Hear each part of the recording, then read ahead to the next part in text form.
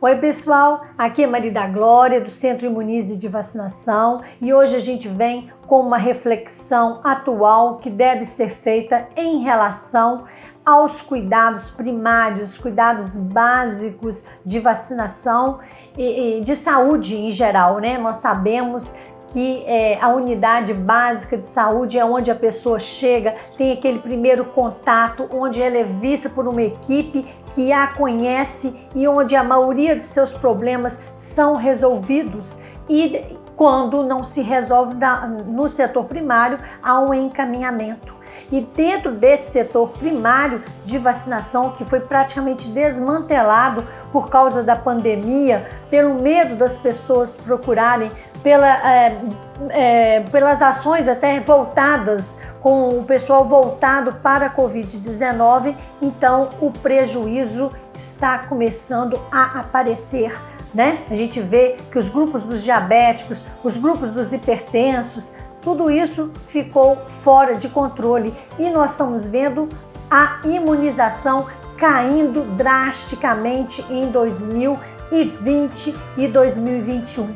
Então a nossa reflexão é no que podemos fazer para mitigar esses problemas, o que nós podemos fazer para que a gente consiga recuperar estes danos. E agora aqui nesse mês de julho, o mês em que a gente comemora o Dia do Pediatra, a gente vem conclamá-los para que eles, das consultas mensais, que é outra coisa que ficou atrasada e que ficou muito prejudicada, né? Nós sabemos, a Sociedade Brasileira de Pediatria, junto com o laboratório Pfizer, eles fizeram uma pesquisa junto ao Ibope e o que se viu é que 29% dos pais eles atrasaram as vacinas das crianças. Então, isso é um problema muito sério e dentro desses 29%, 9% falaram que só vão atualizar depois que a pandemia acabar. E o que a gente sabe? Que o Covid-19, apesar de todas as mortes, apesar de a gente saber que é uma doença grave, para as crianças a evolução não é como dos adultos, né? Graças a Deus. Agora, o sarampo mata mais criança do que a Covid, né? A poliomielite mata mais criança e deixou muita criança sequelada no passado. Então, essas consultas, 40%, em torno de 40% das mães não levaram essas crianças nas consultas rotineiras, né? Nas consultas de puericultura, que são os cuidados básicos. Então, isso aí traz um grande prejuízo e um grande prejuízo vacinal, porque nessas consultas, além da gente avaliar o sistema nutricional da criança, além da gente avaliar a parte além psicológica, nutricional, o que acontece? A gente avalia o cartão da vacina. Então esse cartão de vacina deixou de ser cobrado. Outro ponto que nós temos que nos refletir é a respeito do fechamento de escolas. Até hoje, nas escolas também é cobrado o cartão de vacina para a matrícula. Então, são pontos que nós temos que refletir, que nós temos que discutir e que nós temos que tentar ações ou com postos de saúde abertos até mais tempo, por um período maior, com ações de informações, né, sérias, porque a gente vê que desde 2018 o nível de vacinação, a cobertura vacinal, ela está caindo. Em 2020 o Brasil não conseguiu atingir a meta de vacinação em muitas cidades. Muitos locais não chegaram a 50% da meta. Isso é grave. Essas lacunas vão fazer voltar doenças extintas, como exemplo o sarampo, que em 2016 já se considerava extinto e nós tivemos em 2018 surtos de sarampo dentro do Brasil.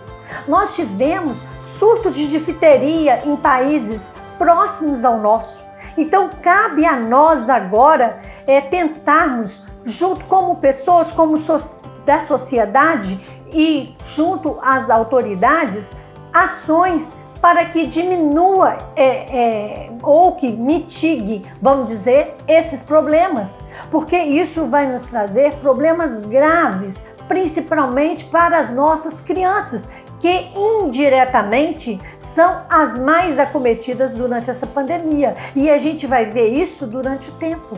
Um prejuízo de saúde, um prejuízo de vacinação, porque, gente, o que debelou, o que erradicou a varíola foi a vacinação. O que erradicou a praticamente erradicou a poliomielite, que são pouquíssimos países que a gente viu casos de poliomielite, né?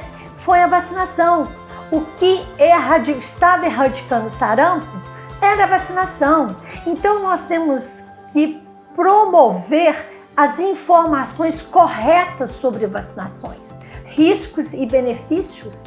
Nós temos que pesar nessa balança e a gente sabe que os benefícios são muito maiores do que os riscos. Que a vacinação ela é um pacto coletivo e que quando a gente pensa em nós mesmos e no outro, toda a sociedade vai bem.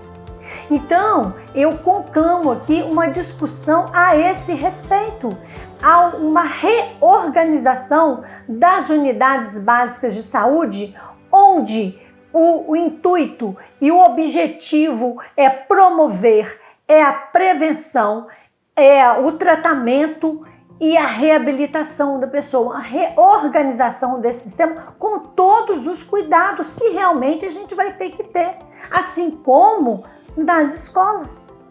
Nós vamos ter um prejuízo muito grande social, um prejuízo cognitivo, porque a gente sabe que as crianças das classes mais humildes, elas precisam daquele local para socializar, para se alimentar.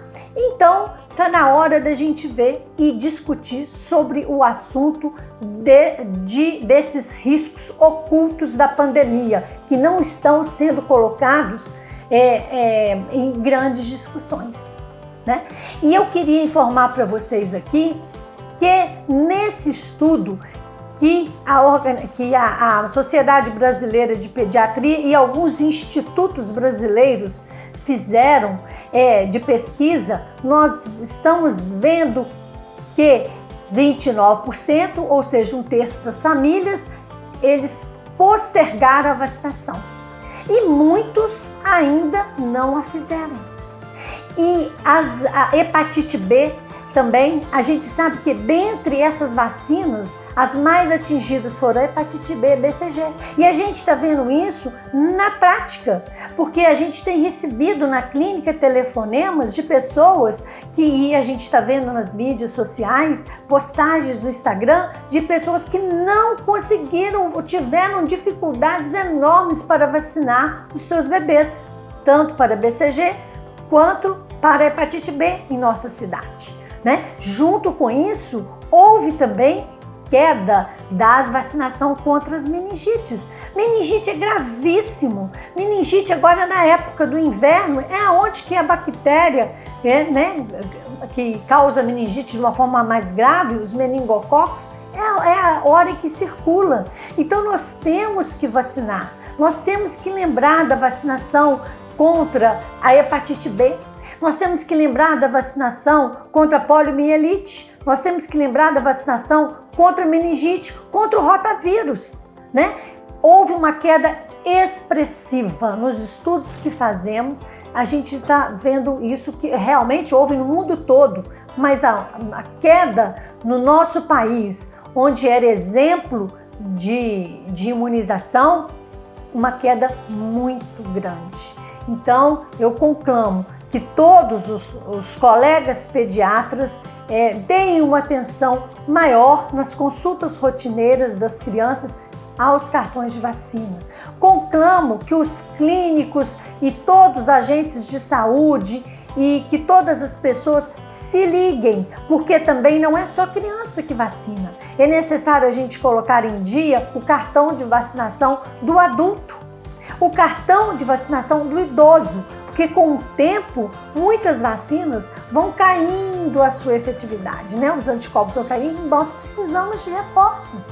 né? E muitos adultos têm várias formas assintomáticas ou bergoniofaringe, bactérias e vírus que podem transmitir para os menores, para os bebês, como é o caso da coqueluche. Por isso que as mães têm que se vacinar, né? As gestantes têm que se vacinar de coqueluche, os idosos, os avós, os cuidadores dos bebês têm que se vacinar, porque a coqueluche é uma doença que em bebê ela é grave, né? Então, nós temos que atentar para esses riscos ocultos da pandemia.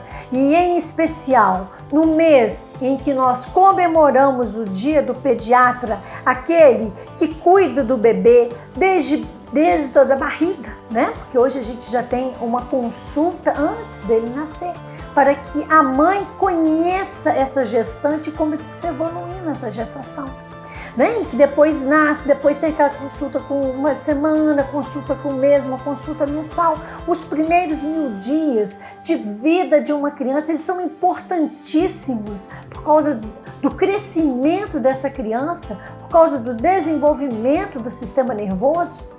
Então, está aí a nosso pedido para que a sociedade como um todo se mobilize para tentar mitigarmos esses grandes prejuízos que a Covid-19 trouxe para todo mundo e trouxe para nós brasileiros e está trazendo até hoje para as nossas crianças, tá bom? Um beijo para vocês e até a próxima!